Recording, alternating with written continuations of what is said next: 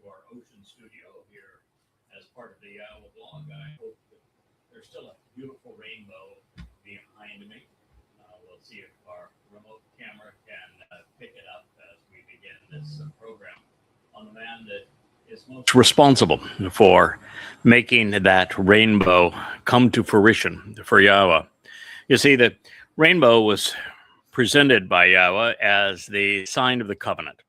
If you recall, in his discussions with us about a man named Noah, who means guide, he ended the cruise on the floodwaters with this rainbow as the sign of the covenant. And what's so beautiful about the story of Noah is that he was unique among the people living at the time. He lived between Lake Van and the Black Sea. And the area was in the immediate proximity to where Eden had been and where Adam and Chawah were escorted out of the garden. And they were unique among humans at the time. There were thousands upon thousands of Homo sapiens living around the garden at that time, which is why it was walled. But the thing that made Adam unique and therefore Chawah was the existence of a nasama, a conscience. It is the thing that causes humans to be different than other animals, and that we have the capacity to exercise good judgment. We can think, we can be moral. We can filter through information and deduce intelligent and reasoned decisions. It is the thing which means that no matter how many processors they throw at AI, a single wise man will always outthink the computers when it comes to the things that matter most. And it is via our conscience that we can do this. So Noah and his wife and his 3 sons and their wives, 8 all total, were unique in that they had distanced themselves from the Nephilim. The Nephilim were the reason that God wanted to not only flood that region, but also was weary that he'd even conceived mankind. You see, Nephal, upon which Nephilim is the plural, speaks of fallen. And it is insightful because it relates to what happened in the garden when YAHOWAH made the decision to cause the fall of man, because the first man didn't pass muster. He just didn't measure up. God wanted him to do things that he was unwilling to do. He was not a good listener. He was not particularly observant as to what was happening around him, meaning that he was no fun to spend time with. He was not responsive to what God had to say, and he was a bit of a dependent as opposed to being one who's engaged, contributing to the relationship, making a difference, making things better. He didn't much like work. And so God recognized that Adam was never going to be interesting, never was going to grow up, never was going to develop any character, and would never have an opportunity to demonstrate that he was capable of falling and getting back up, showing that he could be trusted. And so it was YAHOWAH who caused the fall of man for these reasons, recognizing that the only chance that humanity had to earn God's trust so that he could take us off of this planet and show us the rest of the universe, which is his desire, was for us to be out of the coddled confines of Eden. And so it just did not go well. The next 1,000 years or so was brutal. God explained that the Nephilim, which does not mean giants, it means the fallen, were Hamas. Yeah, the name of the terrorist group, Hamas. They were violent terrorists. They were ruthless. They were religious. They were had degraded in a very short time to being horrible. And many of these people lived in and around the Black Sea, which was fresh water at the time, about 500 feet shallower than it is today. And So God despaired and said, I've given mankind 2 opportunities now. This is not working out. I wish I hadn't even created humankind. But he said, I'm going to give it one shot here. I'm going to reboot the system and see if they will eventually be able to do better. And God's actual testimony is that there will be a upwelling of deep seawater that would cause this regional flood throughout this area. And we now find that the Burkle impact crater off not far from the mouth of the Tigris and Euphrates rivers, that it caused a 500-foot tsunami to race up through this region through enough moisture up into the air to create this long 40-day deluge that followed. And what it did is at that time, and we have proof of this, it buried the communities around the Dead Sea, which is the first human civilizations, bad as they may have been, buried them under 500 feet of water and turned a freshwater lake into one that was saltwater, and then ran out the Bosphorus Strait. The thing that is so amazing about the story is not only once you know how God said it would be initiated with the deep upwelling of seawater, and you recognize that the proof is ubiquitous that that's what happened in this area right at that time, and that the story of God causing the fall of man in the garden, and then these people known as Nephilim. You learn a lot about what God doesn't like and what he's trying to achieve. And Noach plays such an important role in all of this, because what Noach was noted for doing was listening to Yahweh and then doing as God had asked. Really a simple equation, isn't it? He did what Adam did not do. He listened to God and then engaged, doing as God had asked. And so with Noach, God was able to prove that it was possible. And therefore, he put Noach in a position to save his family if he was willing to work at it, to build that ark, to save the animals that he dearly loved in that region, and then tell us that, well, these 8 people convey a story that should resonate with you so that you know what it is that I'm seeking. So if you want to get off this planet and go explore the universe with Yahweh, you know what you need to do. Listen and then engage. So it's a really important story. And the fact that there were 8 of them, what that is telling us is that with the 2 being Noach and his wife, and then the others making a total of 8, that God would have 2 people that would be part of his story that would marshal in this new opportunity for the covenant family to thrive, which is the symbol of the covenant, that rainbow.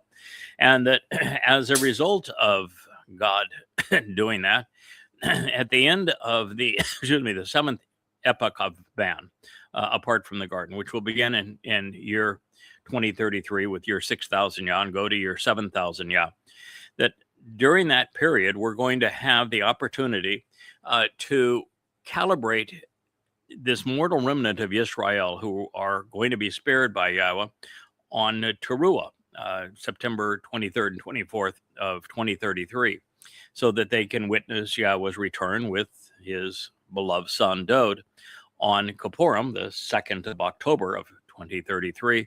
And then we are allowed back into the garden with Yah terraforming the entire earth so that the conditions are replicated that were experienced in Gan Eden. And as that occurs, and we have this opportunity to enable people to pass muster, to listen to God, to be observant, to be responsive, to act and engage, to make a contribution, and then demonstrate that if they make a mistake, they're willing to correct it and move on from there. Fall and then stand up again. We'll have 1,000 years to get them right so that God can take these individuals off this planet and go explore the vastness of the universe together. And that is what that rainbow represents. And it's appropriate for it to be of light because it breaks light into 7 fundamental colors of red, orange, yellow, green, blue, indigo, and violet. And and showing the variations of life and light in those 7 colors, we see this menorah that is spinning over my shoulder here, where we took those 7 lights and we reflected them in the same colors of the rainbow, because they not only represent the colors of light, which is what Yahweh is transferring us into, transforming our physical body so that we become energy and light enveloping our souls during the process of the 7 Moed Mikre, represented by each of the lights on that candelabra over my shoulder, the symbol of Yahweh. And they are Pesach, Matzah, and Bikurim, which Dowd fulfilled in 33 CE. Shabuah, Teruah, Kippurim, and Sukkah. So this is God's story, and it is all emblazoned in the colors of that rainbow, if you know how to view it. So I thought I would share that with you as we continue.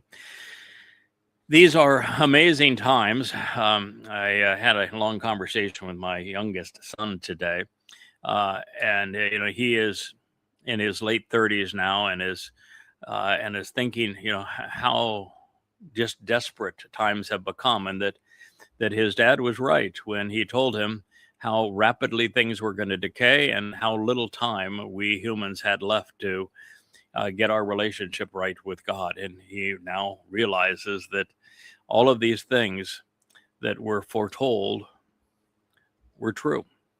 And you now have very little time. We are 137 days, a little less than that at this moment, from entering the time of Israel's troubles, which is going to be devastating for the entire world. And I'm here to tell you emphatically, not only is Trump going to betray Israel and force a Fakistanian state, a state of Islamic terror on Israel, all to postpone the ultimate decline and demise of the petrodollar. A matter of a few more months is what he will get for sacrificing Israel for the sake of the U.S. deficit.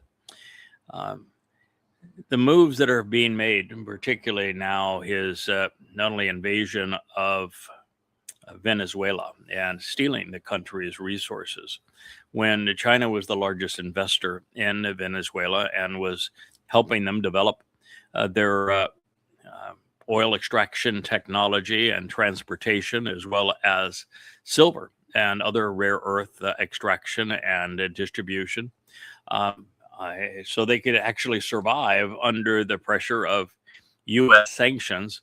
For the U.S. to go in and steal it and also kidnap one of the most important of all Chinese diplomats in the process, and steal the silver and steal the silver mines, and now lay claim to the oil, has put China in a position where China must respond.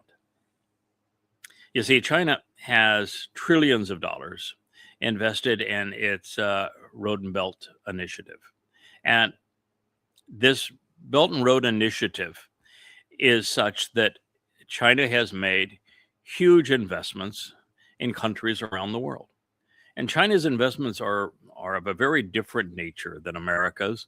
Rather than threatening countries and telling them that they must do business in the dollar and they must obey our edicts, and if they don't, we'll replace the government and we'll threaten them, we'll sanction them. I mean, the U.S. has been belligerent, which has paved the way for China to form so many business deals around the world. And I'm not pretending that China is not malevolent. I'm just telling you that the way they do business is perfectly sensible, and it is as follows: they will go into a country that doesn't have the overall economic capability to develop its natural resources or its harbors or its roads or its railroads or other types of infrastructure like power generation. And it will cut a deal with that country. And the deal is pretty much always the same, which is that if you pay the very low interest loan back for China developing your infrastructure, and particularly infrastructure, like, again, dams, power generation, roads, harbors, and the like, mines, and oil extraction facilities and distribution, refinery, and these sorts of things, that if you pay over, the course of the loan, your loan back with your percentage of the proceeds of these developments, then they're yours to keep. And you'll work with China and other countries in enjoying the benefits. If you don't pay your loan back, then China simply gets title to whatever it was that China built in your country. Still in your country, you can still use it, but China has sway over its ultimate benefits. So it's a perfectly fair deal. You still have the harbor that functions, but China owns that harbor at that point. And China has done this throughout the world, all to unite the world around an alternative to the US dollar as a reserve currency and the belligerence of the United States. And so when the United States stole Venezuela, where China was the largest investor, some $70 billion in their mining industry and oil extraction industry and other infrastructures within Venezuela, and then kidnapped a lead Venezuelan diplomat. China was in a position where they either roll over and play dead, which is to tell everyone that is part of that Belt and Road Initiative that you do a deal with China, and if the United States comes in and is belligerent and kidnaps your leaders and steals your country, then you get nothing. And you're inviting the United States to attack you under those circumstances. So all of that investment is for naught.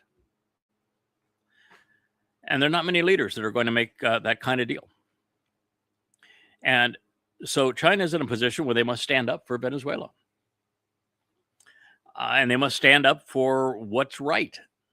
And if they don't, they lose everything that they have invested in. And so China, quite frankly, has told the United States that you either return Maduro, you end your blockade, you remove your troops, you return the country back to the Venezuelans, and you end the U.S. sanctions, or the consequences to the United States will be grievous, because this is a grievous attack on China. And while China is in a position now where I believe that a kinetic war between China and the U.S., kinetic war, aircraft carrier, fighting aircraft carrier, submarine to submarine, fighter to fighter, bomber to bomber, missile to missile, interceptor and by comparison between the nations, artillery, troops, all of that sort of thing. Well, I think that today, by its manufacturing prowess and its most recent technological advancements and its access to rare earths and that sort of thing, that a kinetic war between the U.S. and China, if it were to exist for any length of time, would be won by China.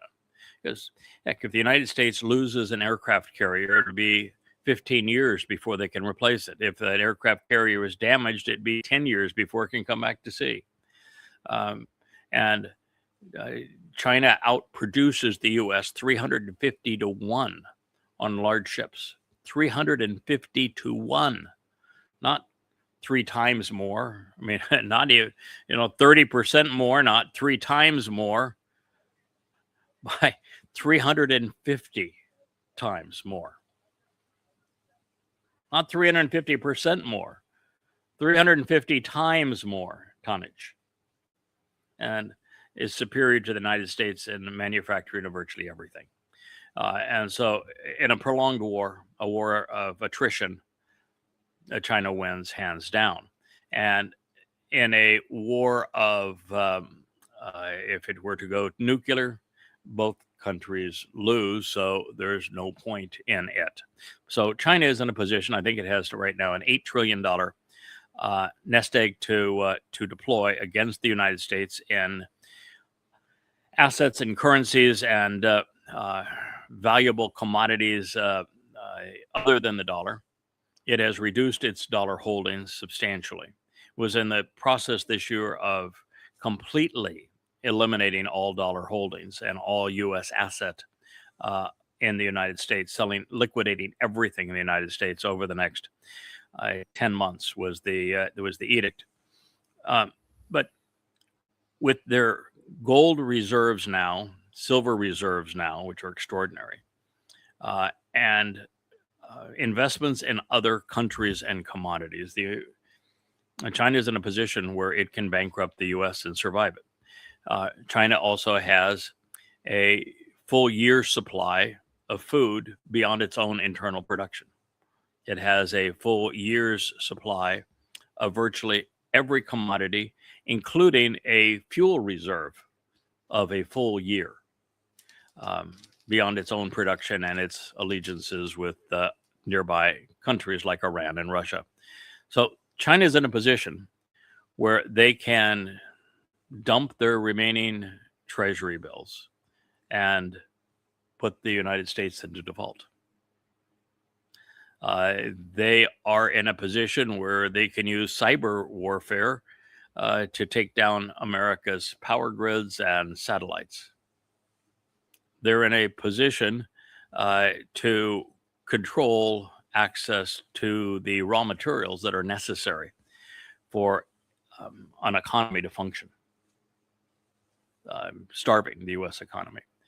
They are in a position where the computers and electronic devices and telephones and all these manner of things that are now made in China will just be embargoed from the U.S. And so that's the thing that Trump didn't think through when he and those around him establishing the Fourth Reich decided to be like Hitler and attack Venezuela. That's what has happened. And this is what's going to be the consequence. Within a matter of years, the U.S. will be bankrupt. And there is no avoiding it. And all we have done is exacerbate the problem. And now you've got Trump on the cusp of eliminating NATO, which I would be fine if we weren't part of NATO anymore. Well, not we, but the U.S. We're not part of NATO anymore. But he has threatened to take over Greenland. There's only 57,000 people on Greenland. I've been saying it's incredibly sparse. I mean, I don't know if they have 10 trees on the island. It's the largest island in the world, and I don't know if they have 10 trees on the island. It's really sparse. But the rocky outcroppings in the mountains are gorgeous, and the biggest city is 20,000 people. We've got more people on this little island here in the middle of the Caribbean Sea than they have in their largest city. And it's beautifully picturesque with all the colorful little houses. They have 20 some odd settlements around this country, which is the least densely populated place on earth. And so Trump wants it because he's back into the battleship era that large presence, I guess, means something, and thinks that he was somehow impervious to Russian missiles if you have Greenland as a defense. But Canada is a bigger territory to go over, and the Canadians just told the U.S. to go to hell when it relates to integrating the Arctic part of Canada into NATO and the United States defense capability. Canada said, no, we're just not going to turn that over to you. We're not going to integrate it with you. And so you don't really gain much by picking up Greenland. And I'm here to tell you that the submarines don't need to operate up there. The most lethal of the Russian submarines now carry Poseidon nuclear torpedoes that travel at incredible underground speeds, and they create a nuclear tsunami that takes out any city near the coast. And so having Greenland doesn't do anything other than tell the world that you're belligerent. And that's where we are. So I think it's important that you have an appreciation of where we are at this time, that the fact that the time of troubles begins in very, very short order, and that there's only one way off this planet alive, and that's to form a relationship with Yahweh. And he is the one who inspired the words we're considering here now as part of the 89th Psalm. It is the Song of Dowd. It is Yahweh singing his son's praises. Now, speaking of him, he says, his offspring and that which he sows. Zerahu, his descendants, his posterity, his family, and his seed, and that which he propagates, will exist and endure forever. The reason that just alone is so important is that Christians, because of the lies of Paul, would have their faithful believe that Paul was right when he said that the entire Torah and the entire experience of Israel could be completely neglected because seed was singular, as if this was a case that a single person was going to be a beneficiary of Dowd.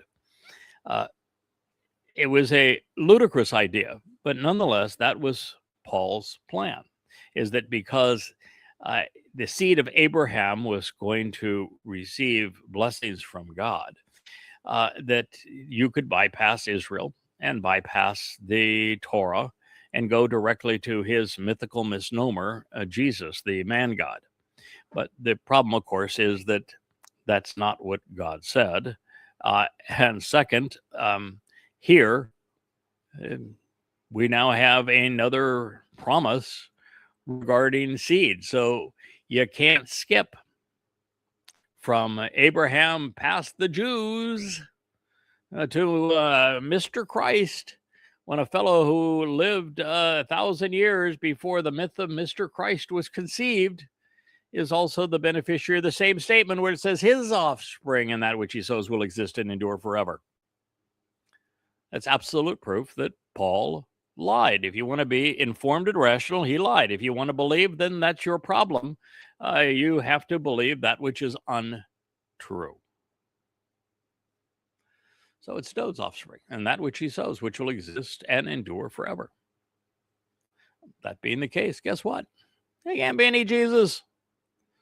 And his place of honor, his dignity and authority, as well as his adornment, his throne, his seat of sovereign leadership, and his powers from Keshe, will be as brilliant as the sun before me. Neged Ani, my conspicuous counterpart. Mizmowr 89:36. Wow. I mean, just wow. You have any idea how powerful that is? So, God is saying of this one man that he has called his beloved son. He has said, I'm his father, he's my son. He has called this man his chosen one. He has specifically said on 3 occasions already that the man that I'm talking about, his name is Dowd. That's the actual name of the person known today as David. He says that he personally MessiahAndSon him, anointed him the Messiah. He says that his throne and his position of honor were going to endure forever and be measured as time is measured in the spiritual domain of the heavens, which is as light, which means eternally. He said of Dowd that he is not only the exemplar of the covenant, but that the covenant's benefits are literally delivered by what Dowd achieved, making him our Savior. He said that Dowd is the Zeroah, the Passover lamb. All in this testimony. And now he's saying that the verbal root of Zeroah, which is sowing seeds and offspring, having a prosperous and productive harvest, Zerah. He is saying that it's Dowd's offspring. that which he sows, that are going to exist and endure forever. Well, Dowd did a lot of things. Farming is not one of them. He was a great shepherd. He was a tremendous warrior. He was the greatest of kings. He was a superlative songwriter. He was a great lover as well.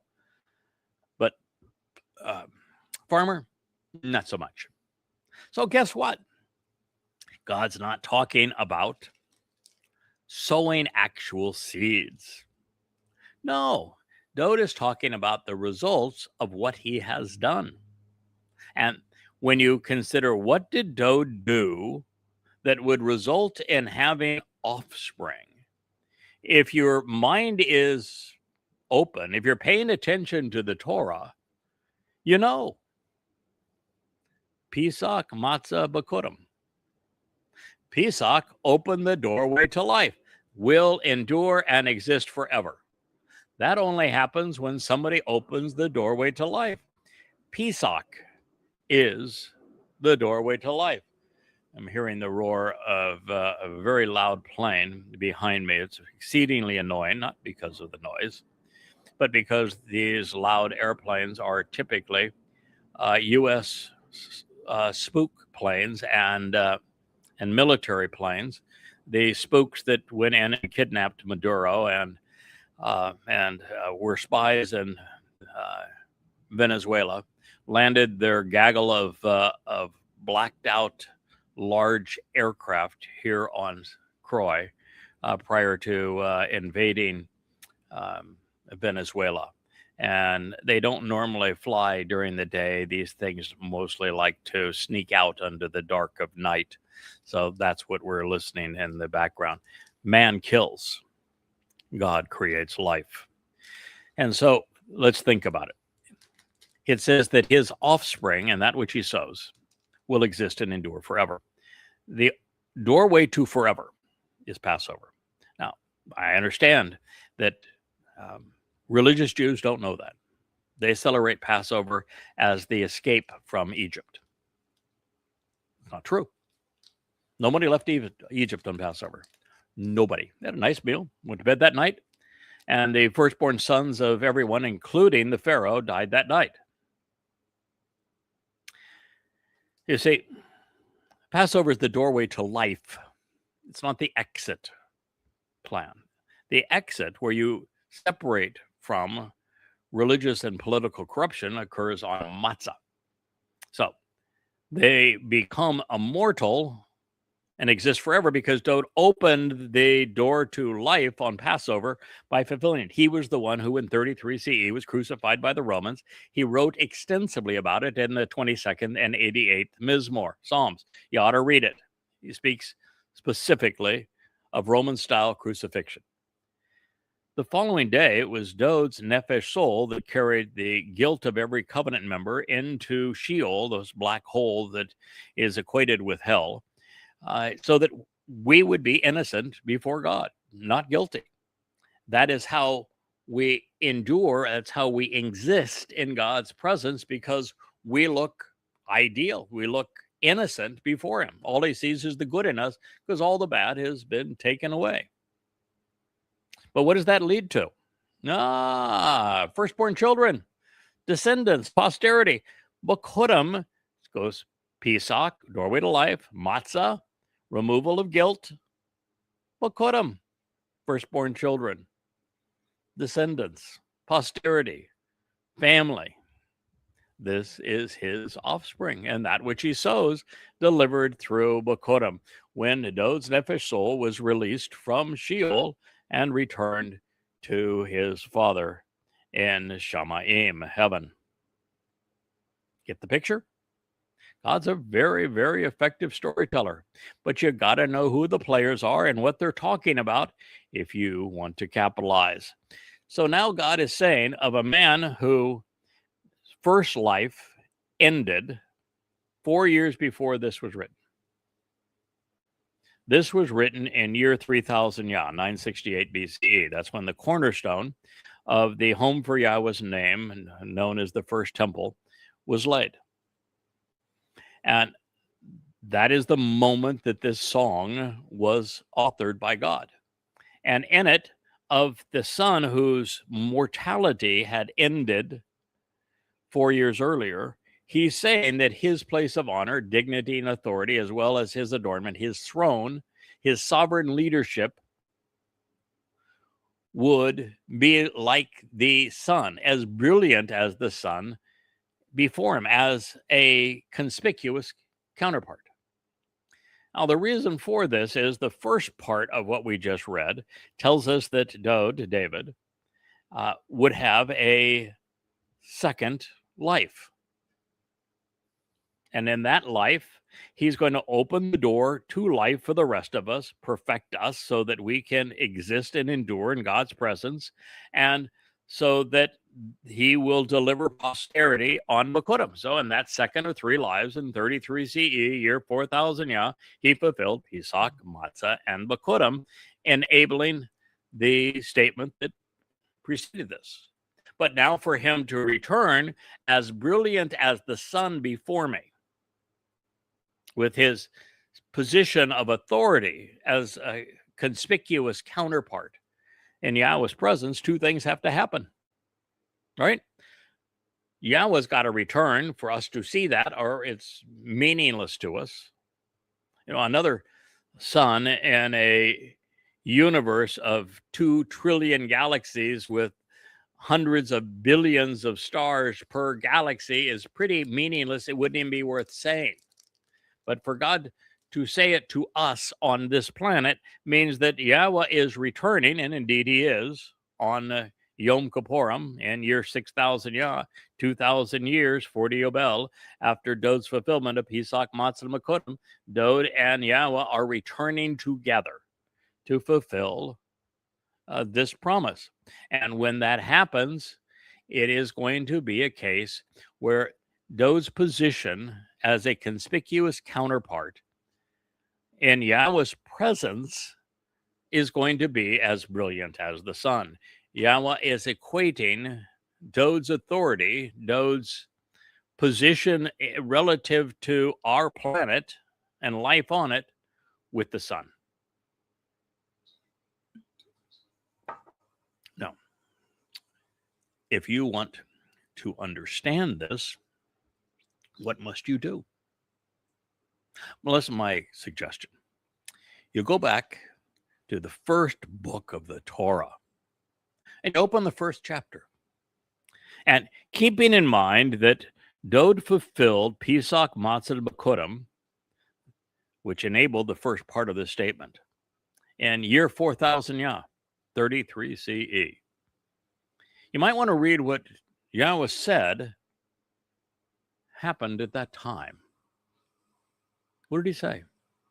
He didn't say that he created the sun, but he spoke. In fact, he didn't even use the word for sun, which is Shemesh. What he said is that there would be, on this fourth day, 2 luminaries, both great. The greater of the 2 luminaries would rule over this time of brightness of day, and the lesser of the luminaries would reflect the sun's light during the time of darkness. And that collectively they would serve as signs of the Moedim, of these restoring witnesses of Pesach, Matzah, Makudim, Shavuot, Teruah, Kippurim, and Sukkah. And so there would be the greater luminary whose brilliance is reflected by the lesser luminary, pursuant to explaining and fulfilling these Moedim, these seven meetings that I have been sharing with you. Pesach, Matzah, Makudim, Dowd, fulfilled, 33 CE, Shavuot, Teruah, my responsibility in, well, over the next 8 years, and then Dowd's return with Yahweh in 2033, year 6000 Yah. That is what's being conveyed here. And it is equating Dowd, whom this whole song has been about, to the sun that is the greater luminary of the fourth day of creation. And it says that Dowd is actually Yahweh's counterpart. That's why earlier in this psalm, we heard God ascribe a title and condition to Dowd that is essentially unimaginable from a human perspective. And that is that Yahweh called Dowd Elyon. So God, El, called his beloved son, Dowd, El-Eon. El is God. On, after a word like Shabbaton, means all things pertaining to the subject. So all things pertaining to God would be El-On. But it's El-Eon with the Yod in the middle of that. The Yod is a hand. It speaks of influence. So it's everything pertaining to the influence of God. Elyon, God's counterpart. And now he's saying that his seat of honor will be as brilliant as the sun. Do you know what Dowd's seat of honor looks like? Are you familiar with it? Because I can tell you exactly what it looks like. It's comprised of gold. You might have surmised that. It has 2 cherubim on it. If this was the 2 cherubim both have wings outstretched like they would be for your hand rest on a chair, arms of the chair, the 2 wings that come out this way. Their bodies of the cherub and the cherubim are in the 2 corners. And then they have wings that go behind that are the backrest for this throne. So what is gold that has 2 cherubim, winged spiritual beings on it, that would be referred to as a seat and be exceedingly important, particularly on the day that Dowd is returning, and that might somehow tie into this rainbow that we talked about and showed a picture of at the beginning of this program. It's called the Kipporeth, based upon the same verb as Yom Kippurim. Kippurim is the plural of Kippur, which means to reconcile. The day of reconciliations is when Dowd and Yahweh are returning. That is when you're going to witness this. And when that occurs, you should look to the Torah, because the Torah is quite explicit. It says that on this day, that the high priest must go in to the most important place, the most set apart place within the tabernacle, and anoint the Kipporeth, the mercy seat of the Ark of the Covenant. First for himself with the blood of a bull, sprinkle 7 times your finger, and then the blood of a goat. In that case, it will be Elia. You're listening to the bull talk to you. He is Yada. And this is what's going to happen. And so the Ark of the Covenant is the mercy seat. It is the Kipporeth. It is what is going to be as brilliant as the sun. It is why it's going to be brilliant, because it's going to reflect the sun's light, and the sun is the greater luminary. And it's going to enable the covenant promises. Because this very psalm, that's what Yahweh said, that his son is the reason that the covenant is possible. He enabled the benefits of the covenant, which are eternal life, our souls being rid of all guilt, our adoption into God's covenant family, our enrichment and empowerment at that time. Those are the 5 benefits of the covenant. Dowd is delivering all of them. And the seat, his throne, his position of influence is on the very Ark of the Covenant, which is now similar to what Noah did as an example and built for life and to avoid the storms and to show the sign of the covenant by listening to Yahweh and doing what he said all those many years ago. The Ark of the Covenant is his throne. And he's going to sprinkle the blood of a bull who's going to be sacrificed on Teruah as the Adam of Perah.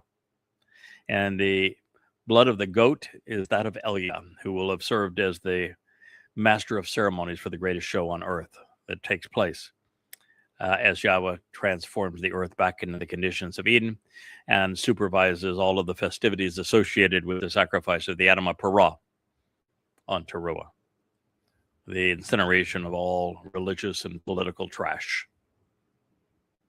and then the terraforming of the earth back to the conditions experienced in Eden.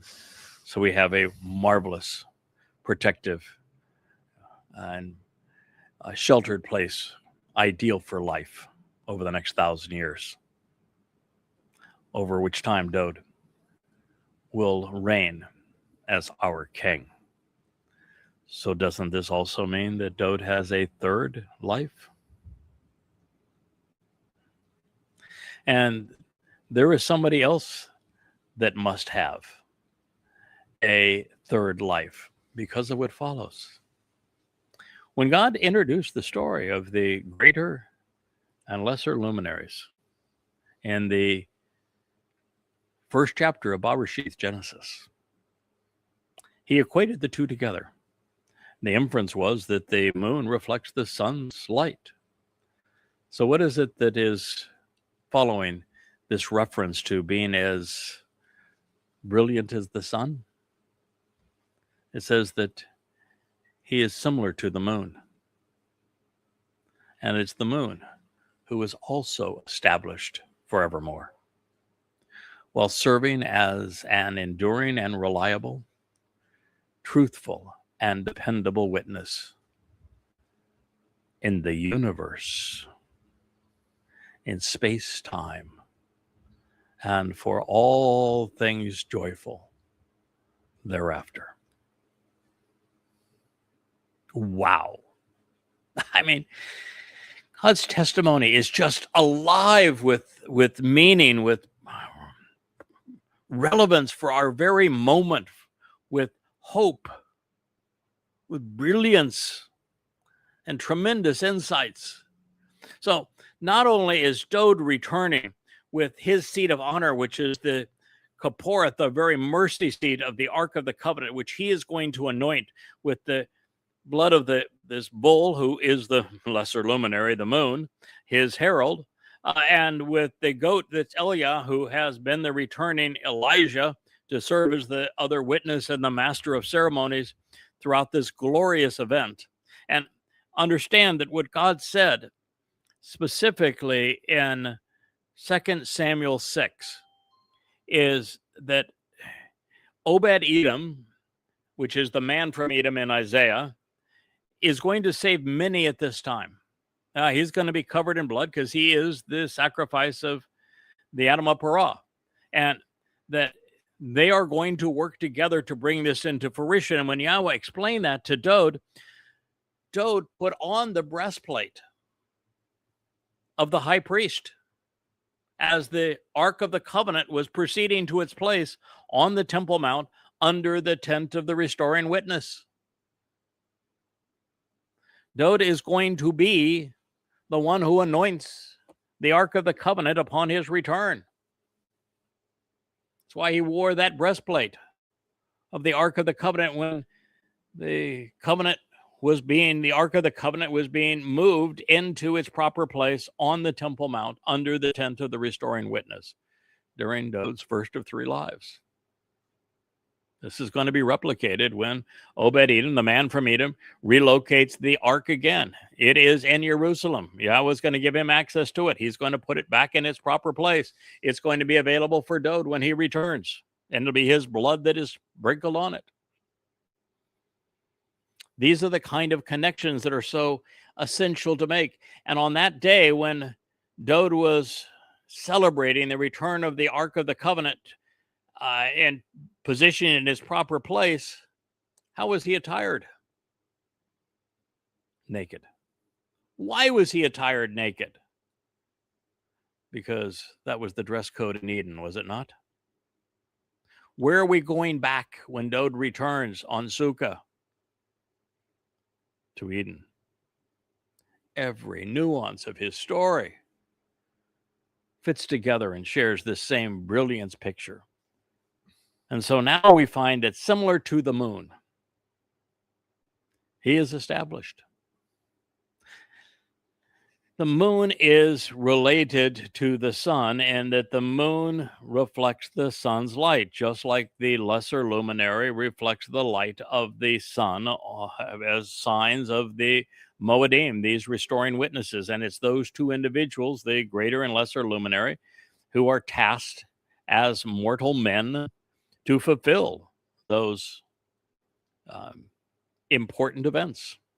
In fact, they're the only two people that take an active role in fulfilling them. Dowd came back in his second of third lives by his own choice to have his Bashar body crucified on Passover, to have his Nephesh soul carry our guilt into Sheol on Matzah, and to celebrate firstborn children on Bikurim. And no one would know about this if it wasn't for the lesser luminary serving as the moon to reflect the sun's light.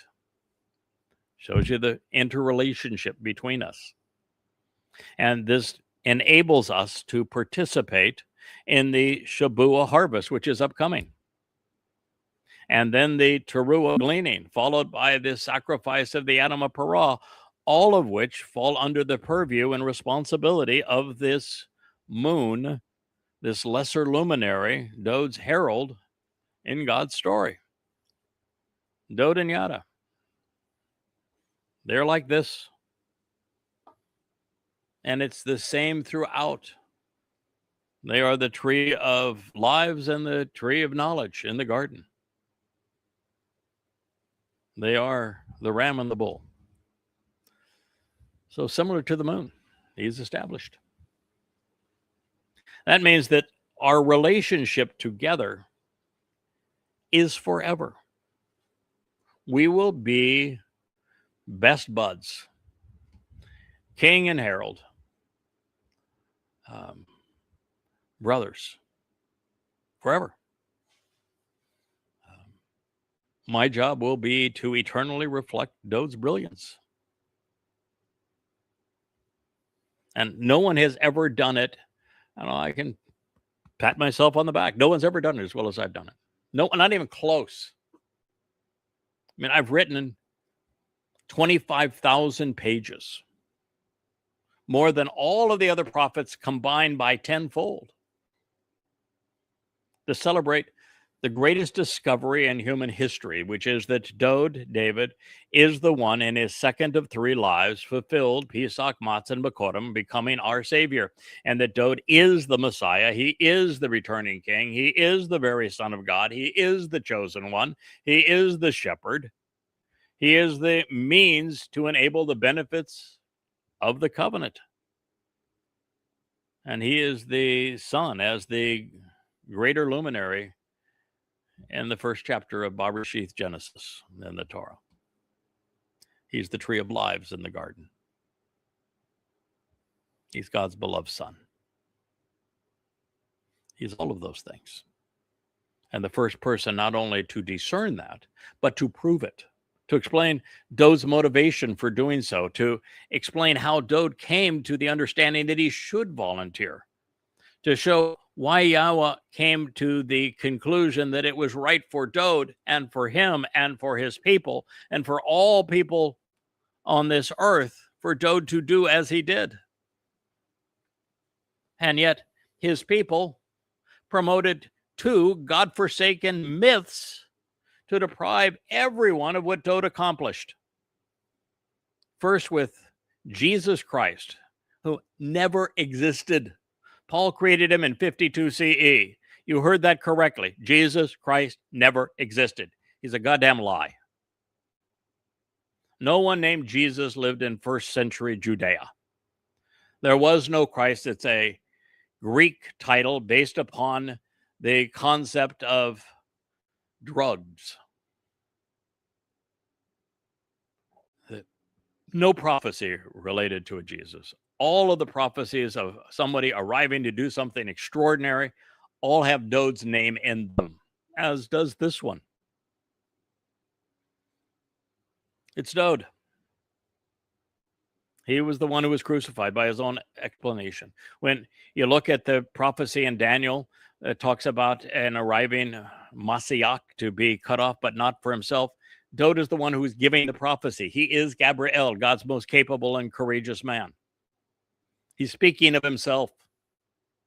That realization is the single greatest discovery in human history, and it is the lesser luminary reflecting the greater luminary's brilliance, just as the moon reflects the sun's light, particularly in this time of great darkness.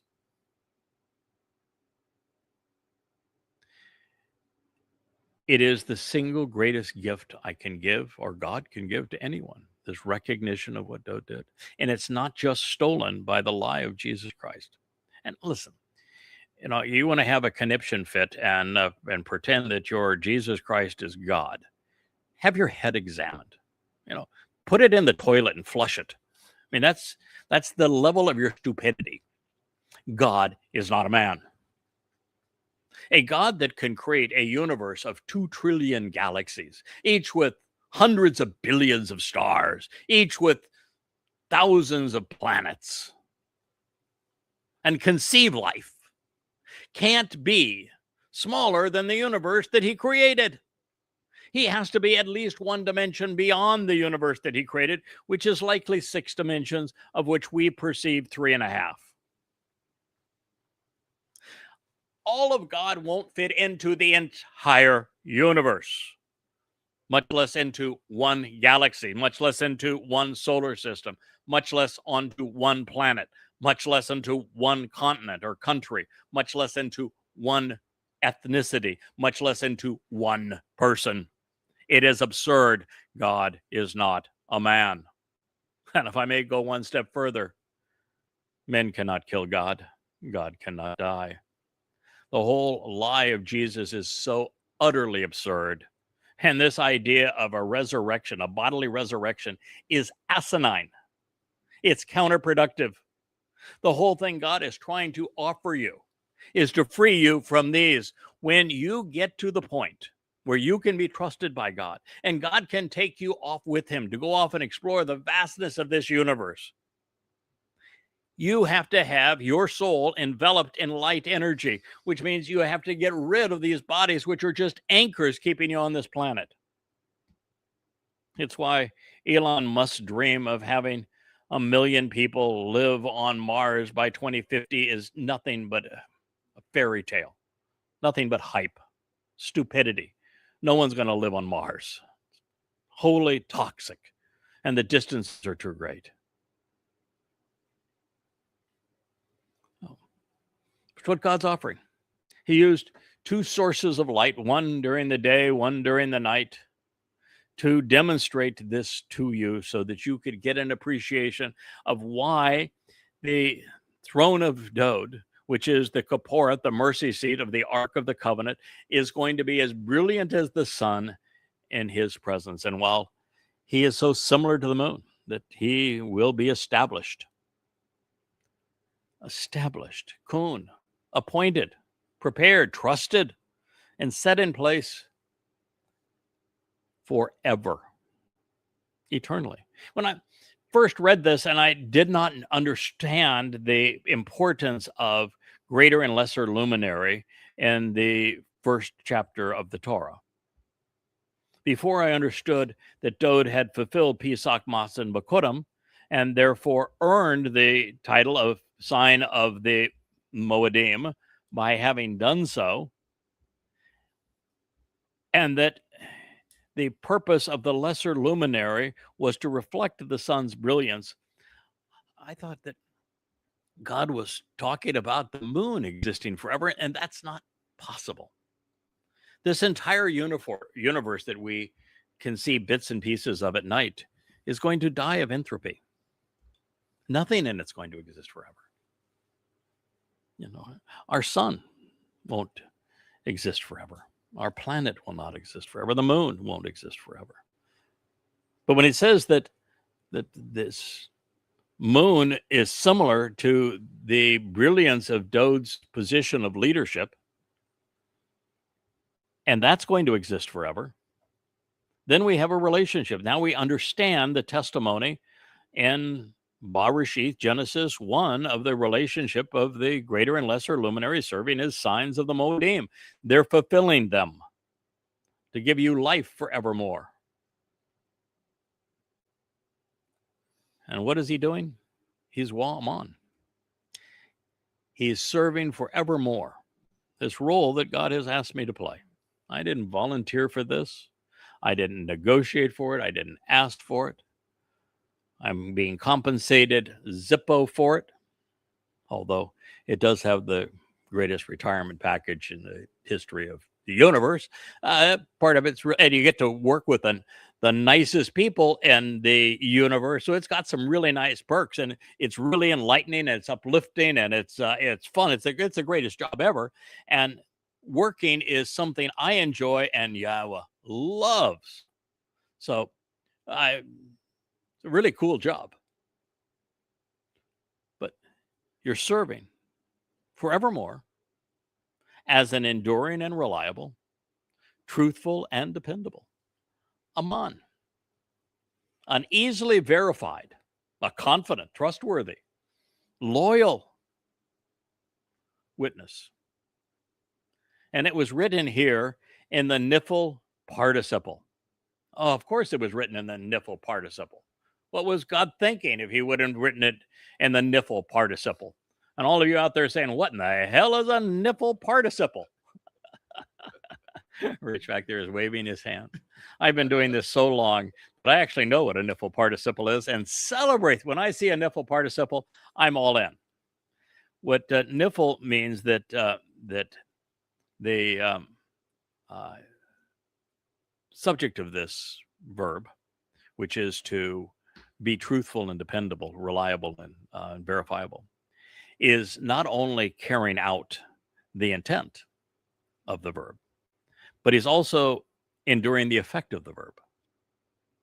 So this is fully engaged. It means that the role that God has asked me to play, I am serving you as a truthful and dependable witness. And I'm benefiting because I'm receiving what would be considered the benefits of being a truthful and reliable witness, which is to be appreciated by God and by the covenant family for doing this very thing, being verifiable, being confident, being trustworthy.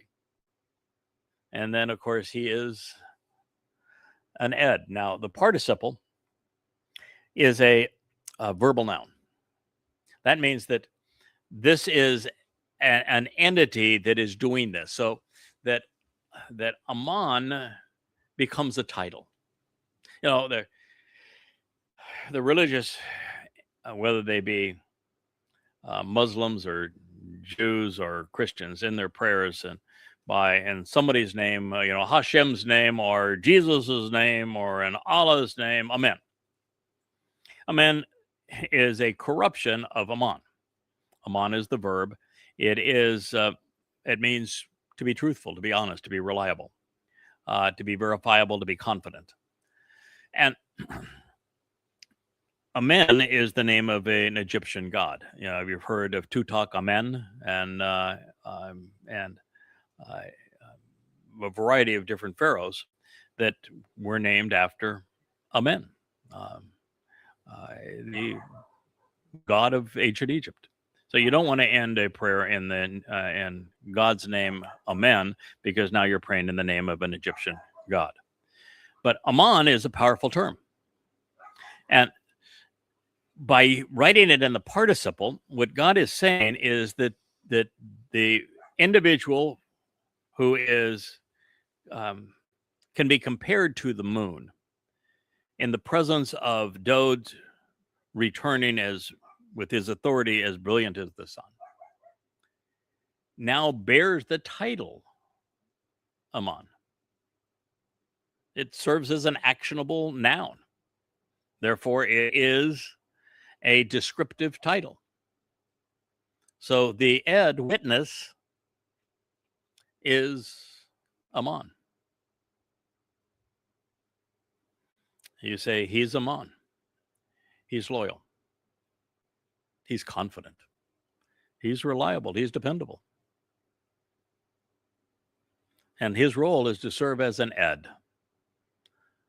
That is a restoring witness, providing eternal testimony. Isn't that marvelous? Oh, by the way, where? Where is this being that reflects the sun's light, that is consistent with the sun's authority, can be counted alongside the sun's authority, in God's presence, who is Amon, trustworthy, as a witness? Where is he going to endure forever? In the universe, space-time, everywhere. For 1,000 years after Dowd's return on Kippurim and our re-entry into Eden on Sukkah, this is a day that Dowd and I worked together. As I shared, Dowd fulfilled Pesach, Matzah, and Bekodim. His Bashar body, his disposable Bashar body, served as the ram, the Passover lamb on Passover in the doorway to life. His Nefesh soul carried our guilt into Sheol on Matzah to rid us of any guilt, making us look innocent in God's eyes. He returned to the Father to celebrate Bekodim as Yah's Bakor, firstborn son, enabling firstborn children.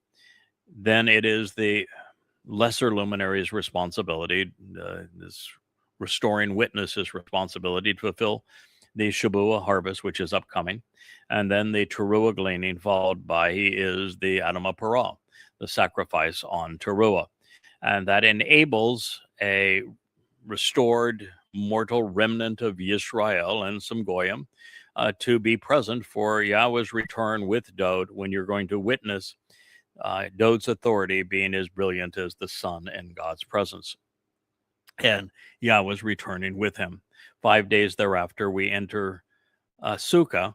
And on Sukkah, it is Dowd and I working together again, serving as the signs of the Moedim, because he is the tree of lives, I am the tree of knowledge, and we collaborate to equip this mortal remnant of Yisrael with the right approach to Yahweh and life to earn God's trust, so that they too can join us traveling through the universe. And God says, for all of this, pause now and contemplate what you have just heard. Mizmowr, lyrics to sing, Psalm 89:37.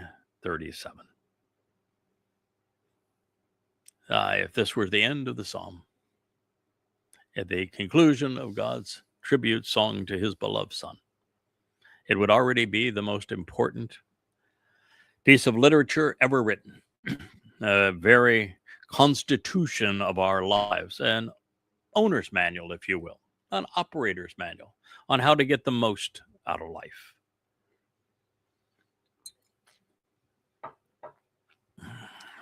Just a quick interruption here. There has been a really nasty bug that has permeated this island. One of my closest friends, he showed up today. He works with us 4 days a week. An artist friend. He's really a talented fellow. And he has been waylaid with it for 2 weeks now. And it starts with a sinus infection, which I'm subject to, and then a scratchy throat, which you probably heard me cough over these last 2 weeks, more so than normal. And then it just renders you too weak to be productive for 2 to 3 weeks. And so I'm trying to avoid mine progressing to what his did. So for a while, we're just going to do the one program a week, and I'm going to get lots and lots of rest and drink lots of fluids to try to minimize the likelihood that it waylays me at this time. So what God has just articulated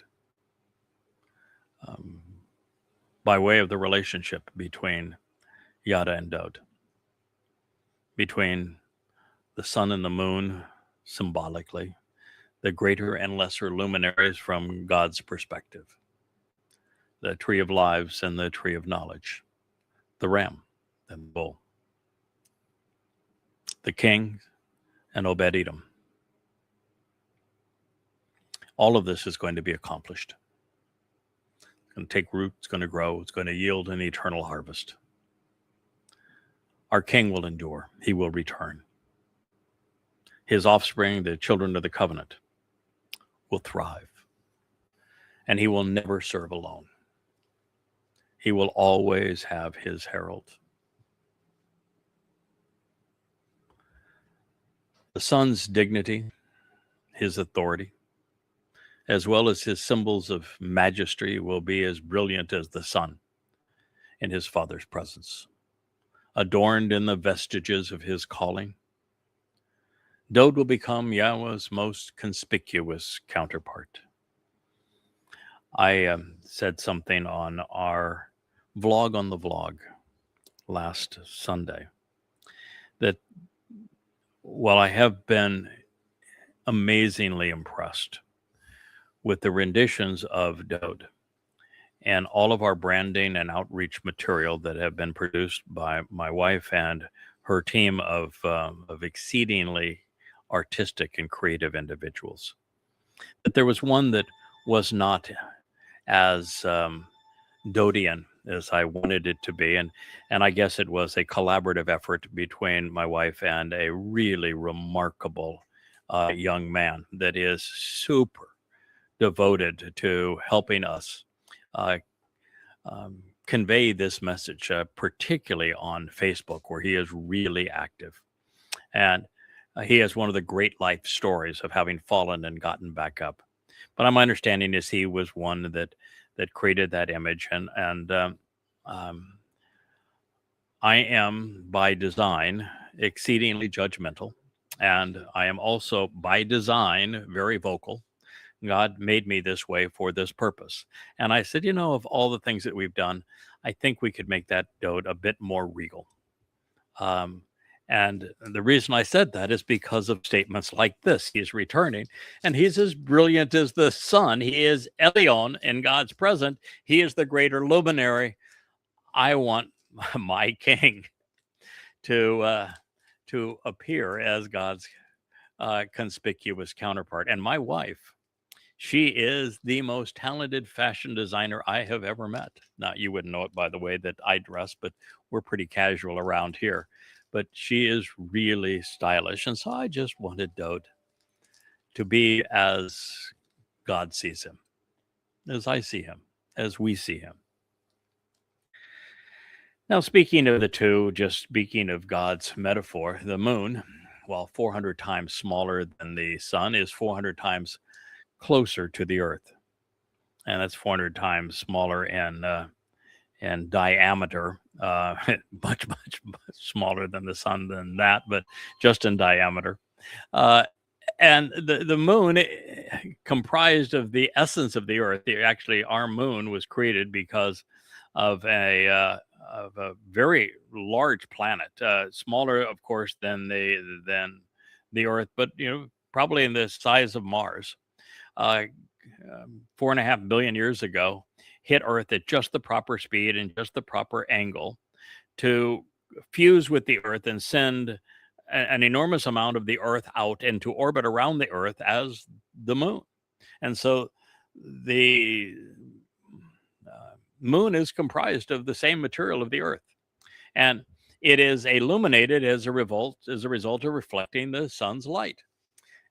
Boy, it's been gorgeous these last few mornings as you see full moon in the pre-dawn hours. Even as the sun begins to rise, in the west, the moon is just brilliant. And I think it's Saturn that's been dangling below it all of this time. It's just a marvelous sight. So we're actually seeing a full moon during the early daylight hours too, as we approach this conclusion of time. So these two, the sun and the moon, they serve as metaphors to portray the proper perspective to view all that God has fulfilled through the Moedim. By describing him as the second most important luminary compared to his father, but the greater luminary compared to other men and to myself as the lesser luminary, God is conveying to us that Dowd's arrivals are important markers in time, and that by using the sun to mark years and the moon to mark months, we know the timing not only of the fulfillment of the Moedim as the 14th, 15th, and 16th day of the first month, as 7 sevens or 49 days from the heart of Matzah to Shabuah, and then the Teruah, Kippurim, and Sukkah on the first day of the 7th month, the 10th and the 15th day of that month. These are all times that are associated with our place in the Earth's orbit around the sun and the phases of the moon. So they are markers of the Moedim, and they are the very men that fulfill them. So the 7 Moedim are fulfilled through them. And we are enlightened as a result of them. And it was in the fullness of the moon's light also that Dowd fulfilled Pesach and Matzah. It's always a full moon during Pesach and Matzah. It's always a full moon when we return on Sukkah to the garden. It is interesting that when Dowd fulfilled Pesach and Matzah in 33 CE, there was a full lunar eclipse. When Yahweh brings us back into the garden on Sukkah in 2033, on October 7th, there will be a full lunar eclipse. On the day of Pesach, Matzah, and Bakodim in 33 CE that sets up this final year, there will be a full lunar eclipse. And on Teruah, which is when the lesser luminary, as the moon, serves his king by laying down his Bashar body, his life as the Adamah Parah, as man from Edom, to save this mortal remnant of Israel, there will be a full solar eclipse. It's the one time, only one time, where the moon is actually placed in a position that's more important than the sun, just for that day. And that's the day that Yada, as the king's herald, lays down his life as the man from Edom and the Adamah Parah. It's a pretty interesting story, the way it's all woven together, isn't it? Also that we can be part of Yahweh's family. So, well, Dowd is Yahweh's most enduring and reliable witness. He has a herald, a Bashar. Bashar, of course, is also synonymous with body, and it was his body that was it fulfilled Pesach, and it is my body that will fulfill Teruah. But the primary meaning of the word is derived from its verbal root, which is to be a herald, to convey information that's important. And ed means restoring a witness. That's why it's the moed, to ponder the implications of the restoring witness to the eternal testimony. These are the roles that we play together. It is why the lesser luminary is the tree of the knowledge of good and evil. It is why when the Choder is presented, that he is shown as a branch.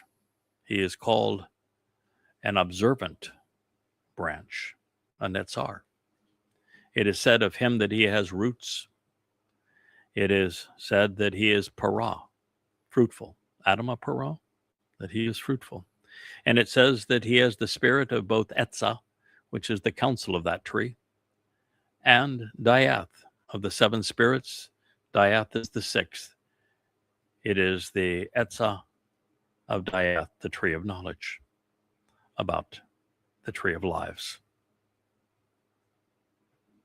This is God's message. It's powerful. It's irrefutable. It's infinitely superior to the lie of Jesus or of Allah or of Hashem. It destroys the religions of Christianity, Islam, and Judaism, and it replaces them with the most profoundly important, most beautiful, most enlightening and uplifting message that God has ever offered those who would listen and capitalize on what Father and Son have achieved. So I thank you for listening. I hope it has been a beautiful day as we've tried to capture so much of the elegance and light, these long shadows in this late afternoon over our beautiful garden of an island and the shimmering sea behind. May you have a wonderful rest of your day.